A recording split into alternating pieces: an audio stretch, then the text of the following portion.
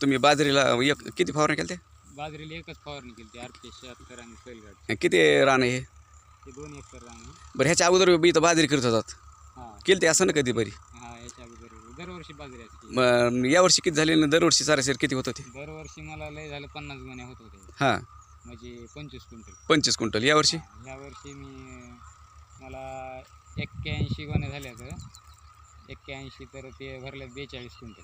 42 quintal मग किती average झालं वाढलं तर म्हणजे बघा ना आता 10-12 क्विंटल जास्त 10-12 क्विंटलचं ॲव्हरेज वाढलं क्विंटलचं वाढलं. तर इथून मागं तुम्ही कधीच वापरलं तेव्हा 25 क्विंटलपर्यंत निघले समजा. हां 25 लय झालं 25. बरं आता RPS आपला खर्च आहे फवारणीच किती झाला मी म्हणतो लय झालं 1 लिटर समजा ते 1300 आणि हे 700 7 आणि 13 19 1900 आणि समजा 2200-2300 रुपये खर्च झाला. 2200-2300 रुपयाचा हां.